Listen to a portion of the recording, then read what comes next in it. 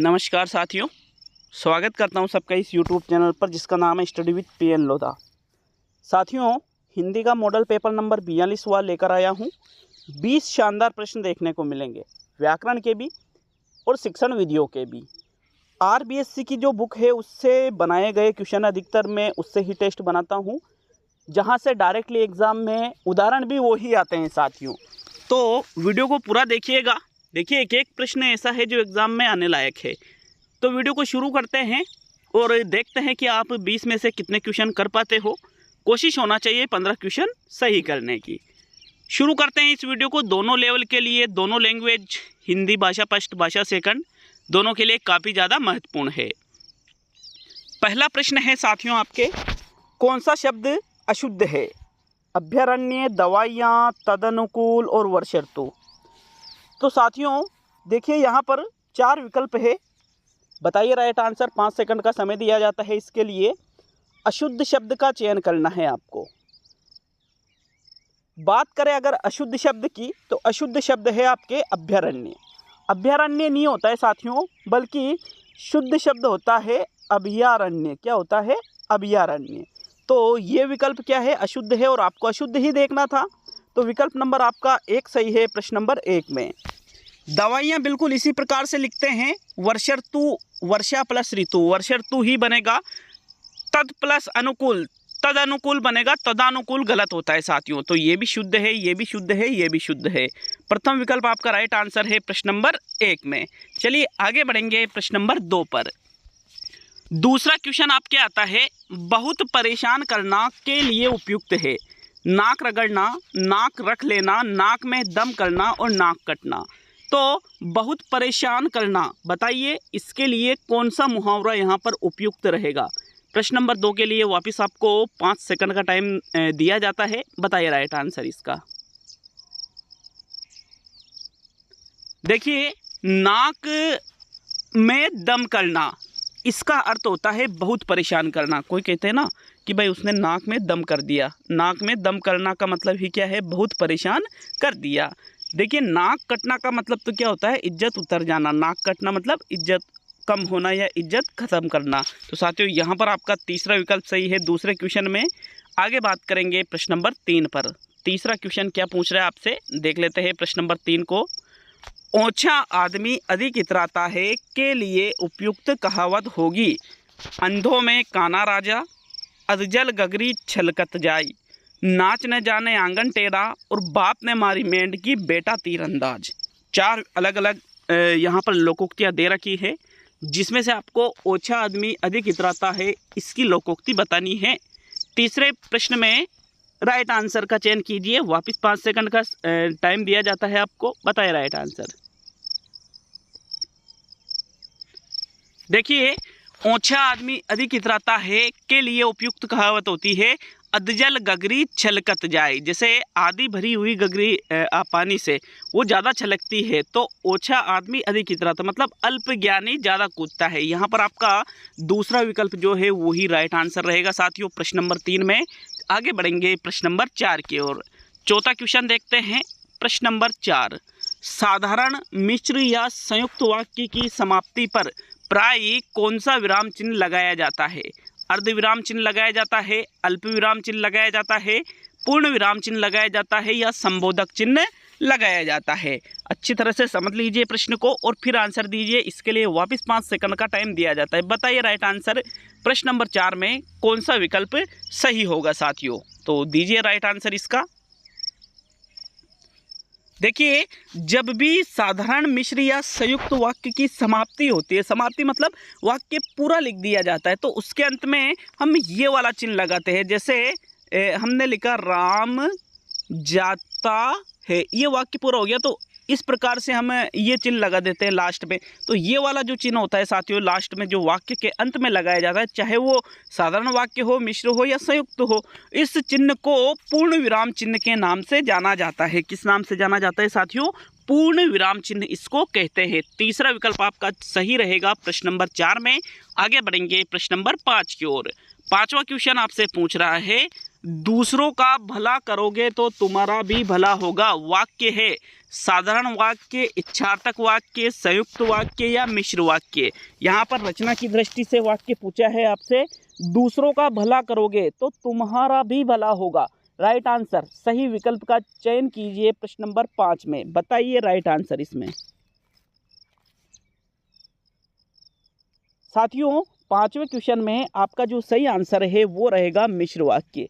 मिश्र वाक्य इसलिए राइट है क्योंकि यहाँ पर एक वाक्य दूसरे के ऊपर आश्रित है। जैसे दूसरों का भला करोगे तो तुम्हारा भी भला होगा, तो ये तो से एक वाक्य दूसरे से जुड़ा हुआ है और एक वाक्य दूसरे पर आश्रित है, अतः ऐसे वाक्य मिश्र वाक्य होते हैं। चौथा विकल्प आपके प्रश्न नंबर 5 में सही है। आगे बढ़ेंगे प्रश्न नंबर 6 की ओर। प्रश्न नंबर 6 आपसे पूछ रहा है, विलोम की दृष्टि से अशुद्ध विकल्प है। पहला विकल्प है चतुर का मूढ़, दूसरा है कायर का डरपोक, तीसरा है आर्द्र का शुष्क और चौथा है उपसर्ग का परसर्ग। तो यहाँ पर भी आपको सही विकल्प का चयन करना है। 6ठे क्वेश्चन में कौन सा विकल्प सही रहेगा। देखिए, अशुद्ध विकल्प की अगर बात की जाए तो चतुर का मूढ़ ही होता है। मूढ़ का मतलब मंदबुद्धि भी आप जिसको कहते हैं, चतुर मतलब प्रतिभाशाली या फिर तीव्र बुद्धि बालक जिसको कहा जाता है। तो ये दोनों तो बिल्कुल शुद्ध है। आर्द्र और शुष्क का मतलब सूखा और आर्द्र का मतलब क्या होता है, नमी युक्त। तो साथियों, ये भी बिल्कुल शुद्ध विकल्प है। उपसर्ग का प्रसर्ग ही होता है। लेकिन कायर और डरपोक ये दोनों तो एक ही शब्द है, ये विलोम थोड़ी है। विलोम का मतलब तो उल्टा होता है। तो साथियों, कायर और डरपोक उल्टा एक दूसरे के विपरीत न होकर के एक दूसरे के समान है। कायर कह दो या डरपोक कह दो, बात एक ही होती है। तो कायर का तो वीर होना चाहिए। यहाँ पर साथियों दूसरा जो विकल्प है ये क्या है, अशुद्ध विकल्प है। सेकंड विकल्प आपका राइट आंसर रहेगा 6ठे क्वेश्चन में। आगे बात करेंगे प्रश्न नंबर 7 की। तो चलिए देखते हैं 7वें क्वेश्चन को। 7वां क्वेश्चन, किस विकल्प में सभी पर्याय एक ही शब्द के नहीं हैं? मनोज, अनंग, रतिपति, मधुमास, मधुप, मधुकर, अली और भृंग, शिव, पशुपति, नीलकंठ और त्रिनेत्र, भूप, महीप, महिपाल और नरेश। तो यहाँ पर आपको अशुद्ध विकल्प वाला जो पर्याय की दृष्टि से देखना है। अशुद्ध ऐसा विकल्प जिसमें एक ही शब्द के पर्याय सभी पर्याय नहीं हैं, वो विकल्प सही कीजिए। उस विकल्प का चयन करना है आपको। 7वें क्वेश्चन में देखिए बात करेंगे, भूप, महीप, महिपाल और नरेश ये चारों ही राजा के पर्यायवाची है साथियों, राजा के, ठीक है। शिव, पशुपति, नीलकंठ, त्रिनेत्र ये चारों ही महादेव के पर्यायवाची है। मधुप, मधुकर, अली और भृंग ये चारों ही भोरा के पर्यायवाची है।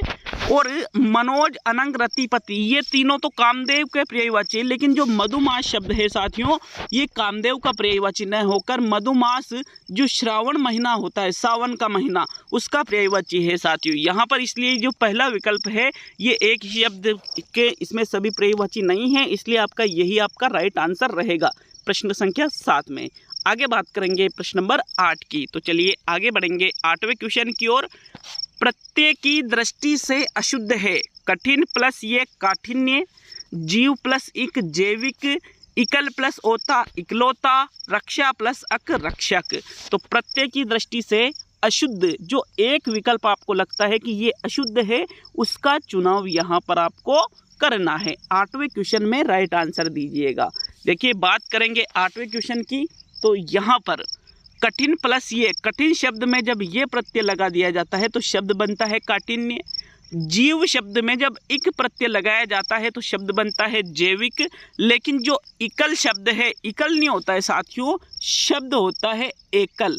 एकल शब्द में जब ओता प्रत्यय लगाया जाता है तब शब्द बनता है इकलौता। तो ये क्या है, अशुद्ध है। इकल की जगह क्या होना चाहिए, एकल होना चाहिए। तो साथियों यही आपका राइट आंसर है। बाकी रक्षा में जब आप अक प्रत्यय जोड़ते हो तो शब्द बन जाता है रक्षक। तो ये तो शुद्ध है। तो ओनली तीसरा ही विकल्प यहाँ पर अशुद्ध है। 8वें क्वेश्चन में आपके थर्ड विकल्प सही आंसर है। चलिए आगे बढ़ेंगे प्रश्न नंबर 9 की ओर। तो देखते हैं प्रश्न नंबर 9 को। प्रश्न नंबर 9 है, कौन से विकल्प में विदेशी उपसर्ग का प्रयोग हुआ है? दरअसल, अनजान, आविष्कार और परदेसी। तो मित्रों उपसर्ग वो भी कौन सा, विदेशी। यहाँ पर देखेंगे परदेसी में पर उपसर्ग लगा हुआ है जो कि हिंदी का उपसर्ग है। अनजान में अनुपसर्ग लगा हुआ है जो कि हिंदी का है। आविष्कार में आविष उपसर्ग लगा हुआ है साथियों, जो कि संस्कृत का है। लेकिन दरअसल शब्द देखिए, जो उपसर्ग हिंदी और संस्कृत के नहीं होते हैं उनको प्राय हिंदी में विदेशी उपसर्गों का दर्जा दिया जाता है। इसलिए दरअसल जो शब्द है ये न तो हिंदी का है न संस्कृत का है। इसलिए साथियों यहाँ पर हम इसको किस में सम्मिलित करेंगे, विदेशी में। मैंने क्या कहा कि जो उपसर्ग हिंदी में न तो हिंदी का हो न संस्कृत का हो उसको किस में शामिल करेंगे, विदेशी उपसर्गों के अंतर्गत शामिल किया जाता है। आप चाहे तो आरबीएससी की बुक्स देख सकते हो, चाहे आप रचना प्रबोध देख लीजिए, चाहे आप नवीन हिंदी व्याकरण देख लीजिए, अच्छी तरह से उसमें स्पष्ट लिखा हुआ है। यहाँ पर आपका जो 9वें क्वेश्चन में प्रथम विकल्प है वही राइट आंसर रहेगा साथियों। चलिए नेक्स्ट प्रश्न नंबर 10 पे आते हैं। 10वां क्वेश्चन, करण तत्पुरुष समास का उदाहरण है तुलसीकृत, पदच्युत, पंचामृत और ऋण मुक्त। तो देखिए करण तत्पुरुष समास की पहचान कैसे करेंगे, इसका कारक चिन्ह अगर अपने को पता है तो हम आसानी से इसकी पहचान कर लेंगे। जैसे कर्ता ने कर्म को करण से अथवा के द्वारा, से अथवा के द्वारा, अलग होने के अर्थ में नहीं होता है, अलग होने के अर्थ में यहाँ पर अपदान होता है साथियों। अपदान से अलग करण से अथवा के द्वारा होता है। यहाँ पर अगर हम विकल्पों की बात करें ऋण मुक्त, तो ऋण मुक्त का क्या होगा, ऋण से मुक्त, मुक्त हो गया मतलब अलग हो गया, तो ये तो अपदान का उदाहरण है। पदच्युत, पद से अलग हो जाना, ये भी अपदान से अलग होना। पंचामृत, पंचामृत में पंच से अमृत थोड़ी होता है, पंच के द्वारा अमृत भी नहीं होता है साथियों। तो पंचामृत में भी करण तत्पुरुष नहीं होगा, बल्कि यहाँ पर देखिए तुलसीकृत, तुलसी के द्वारा कृत या रचित, तुलसीकृत कहलाएगा साथियों। इसलिए से अथवा के द्वारा आ रहा है और अलग होने के अर्थ में नहीं हो रहा है, इसलिए आपके 10वें क्वेश्चन में प्रथम विकल्प सही आंसर है। आगे बढ़ेंगे प्रश्न नंबर 11 की ओर। 11वां क्वेश्चन, लीला नृत्य प्रतियोगिता में भाग लेगी वाक्य में कौन सा काल है, सामान्य वर्तमान काल, संभाव्य भविष्य काल, सामान्य भविष्य काल, सामान्य भूतकाल। तो अगर हम बात करें काल की दृष्टि से यहाँ पर प्रश्न पूछा है, वर्तमान, भूत और भविष्य, 3 प्रकार के काल होते हैं, 3 के अलग अलग भेद होते हैं। पहले वाक्य को देखेंगे, लीला नृत्य प्रतियोगिता में भाग लेगी, लेगी मतलब अभी लिया नहीं है, आने वाले समय में, तो फिर भविष्य काल में चला जाएगा। तो भूतकाल का उदाहरण हटा, जो विकल्प है उसको एक तरफ रखेंगे, वर्तमान को एक तरफ रखेंगे। अब एक तो है संभाव्य और एक है सामान्य। तो यहाँ पर संभावना प्रकट की जा रही है क्या भविष्य में, नहीं, बल्कि स्पष्ट रूप से कहा जा रहा है कि भाग लेगी, संभावना नहीं है बल्कि स्पष्ट है। तो यहाँ पर संभाव्य भविष्य न होकर सामान्य भविष्यकाल इसका राइट आंसर होगा। 11वें क्वेश्चन में थर्ड विकल्प सही है साथियों। आगे बढ़ेंगे प्रश्न नंबर 12 की ओर। तो चलिए देखते हैं प्रश्न नंबर 12 को, कौन से विकल्प में अशुद्ध बहुवचन है। बहुत ही इंपॉर्टेंट क्वेश्चन है। इंपॉर्टेंट क्यों है, क्योंकि यहाँ से एग्जैक्टली प्रश्न पूछा जा चुका है। कागज का कागजात, स्कूल का स्कूलें, फूल का फूलों और चिड़िया का चिड़िया। तो देखिए चिड़िया का चिड़िया में यहाँ पर जो ये चंद्र बिंदु लगा दिया जाता है, जो स्त्रीलिंग शब्द होते हैं आप या प्रत्ययुक्त। तो यहाँ पर देखिए चिड़िया का चिड़िया बिल्कुल ये शुद्ध है। फिर स्कूल का स्कूले, फूल का फूलो हो जाता है। इसमें एक नियम चलता है कि जो अंग्रेजी के जो शब्द होते हैं उनका यदि आपको बहुवचन बनाना है तो वो अंग्रेजी में नहीं बनता है। हिंदी की बात कर रहा हूँ मैं।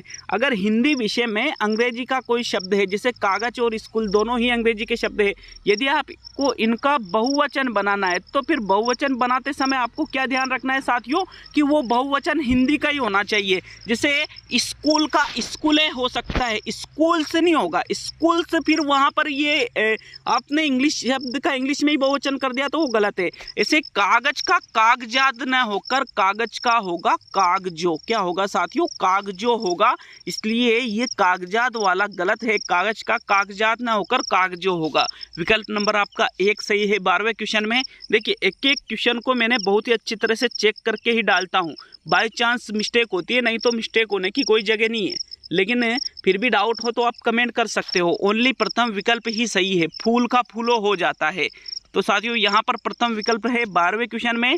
आगे बढ़ेंगे प्रश्न नंबर 13 की ओर। निम्न में से कौन सा शब्द भाववाचक संज्ञा के अंतर्गत नहीं आता है, मानव, व्यवहारिक, लिखावट और अपनत्व। तो भाववाचक संज्ञा की बात करें तो एक शब्द है अपना, अपना यहाँ पर सर्वनाम शब्द है, इसमें त्व प्रत्यय लगने पर शब्द बनता है अपना तू। अगर अपना सर्वनाम में त्व प्रत्यय से अपना तू शब्द बना तो ये भाववाचक में चला जाएगा, और इसमें ये सर्वनाम से भाववाचक बना है। लिखावट में आवट प्रत्यय लगा हुआ है। लिखावट में मूल शब्द है साथियों लिखना। लिखना क्या है? एक क्रिया है, क्रिया से ये भाववाचक बना है। व्यवहार प्लस इक, व्यवहारिक भाववाचक बना है। लेकिन मानव, मानव तो संपूर्ण जाति का बोध करा रहा है, संपूर्ण जाति का। वैसे इसमें मनु प्लस ए प्रत्यय तो लगा हुआ है, किंतु ऐसा नहीं है कि जहाँ ए प्रत्यय, नियम तो ऐसा है कि ए प्रत्यय लगने पर भाववाचक बन जाता है, किंतु हर जगह नहीं। ये जो अपवाद है, क्योंकि मानव शब्द क्या है, उसकी संपूर्ण जाति का बोध करा रहा है साथियों यहाँ पर, इसलिए ये जो मानव शब्द है ये भाववाचक संज्ञा न होकर ये जातिवाचक संज्ञा का उदाहरण है। 13वें क्वेश्चन में आपका प्रथम विकल्प सही है। आगे बढ़ेंगे प्रश्न नंबर 14 की ओर। राजस्थानी शब्द डागला का अर्थ है झरने को घुमाने की रस्सी, झोपड़ी नुमा, पिट्टी को खोदने का यंत्र और गेहूं या जौ का चारा। तो राजस्थानी शब्द जो होता है डागला, डागला का अर्थ होता है साथियों झोपड़ी नुमा। क्या होता है? झोपड़ी नुमा जो जगह, जो भवन टाइप का होता है उसको ही डागला कहा जाता है राजस्थानी भाषा में। आपका सेकंड विकल्प सही है साथियों 14वें क्वेश्चन में। आगे बढ़ेंगे प्रश्न नंबर 15 की ओर। तो प्रश्न नंबर 15 आपसे पूछ रहा है, शिक्षण में खेल विधि का प्रयोग किसके द्वारा किया गया था? सुकरात के द्वारा, जॉन ड्यूवी के द्वारा, किलपेट्रिक के द्वारा और फ्रोबेल के द्वारा। तो खेल विधि का देखिए, खेल विधि के जनक की बात करें तो खेल विधि के जनक तो है हेनरी कोल्डवेल कुक, ठीक है, ये तो खेल विधि के जनक है। लेकिन साथियों कुक खेल विधि के जनक क्यों हैं हेनरी कोल्डवेल कुक? क्योंकि इन्होंने खेल विधि का सबसे ज़्यादा विकास किया था। बाकी अगर हम बात करें तो प्रयोग किसके द्वारा, तो जो किंडरगार्टन विधि है, किंडरगार्टन विधि में फ्रोबेल के द्वारा खेल विधि का प्रयोग सबसे पहले किया गया था। जबकि खेल विधि के जनक किसको कहा जाता है? हेनरी कोल्डवेल कुक को कहा जाता है साथियों। आपका जो प्रश्न नंबर 15 में चौथा विकल्प है वही राइट आंसर है। आगे बढ़ेंगे प्रश्न नंबर 16 की ओर। तो 16वां क्वेश्चन आपसे पूछ रहा है, कक्षा व्याकरण शिक्षण का उद्देश्य नहीं है। कक्षा में आना चाहिए, मैं शब्द थोड़ा मिसप्रिंट है। कक्षा में व्याकरण शिक्षण का उद्देश्य नहीं है व्याकरण संबद्ध भाषा का प्रयोग करना, भाषाई कौशलों का सही से उपयोग करना, भाषिक संरचनाओं को सही से जानना और व्याकरण के क्षेत्र में विद्वान बनाना। तो कक्षा शिक्षण में व्याकरण शिक्षण का कौन सा उद्देश्य नहीं है? देखिए यहाँ पर एक विकल्प है, विकल्प नंबर 4, व्याकरण के क्षेत्र में विद्वान बनाना। तो भाई साहब कक्षा में बच्चों को जब हम व्याकरण पढ़ाते हैं तो ऐसा नहीं है कि उसका उद्देश्य होता है कि बच्चों को विद्वान बनाया जाए, ऐसा नहीं होता है साथियों। ये कक्षा शिक्षण में व्याकरण का उद्देश्य नहीं होता है, इसलिए चौथा विकल्प सही है। बाकी भाषिक संरचनाएं बच्चे अच्छे से जान सके, भाषाई कौशलों का सही से उपयोग कर सके, व्याकरण संबद्ध भाषा का प्रयोग कर सके, ये तीनों उद्देश्य तो कक्षा शिक्षण के अंतर्गत व्याकरण शिक्षण में आ जाते हैं, इसलिए चौथा विकल्प आपका सही रहेगा 16वें क्वेश्चन में। आगे बढ़ेंगे प्रश्न नंबर 17 पर। तो चलिए प्रश्न नंबर 17 देखेंगे, हिंदी शिक्षण में कौन सी सामग्री दृश्य नहीं है? लपेट फलक, चार्ट, चलचित्र और छायाचित्र। तो जो दृश्य सामग्री नहीं है उसका चयन कीजिएगा।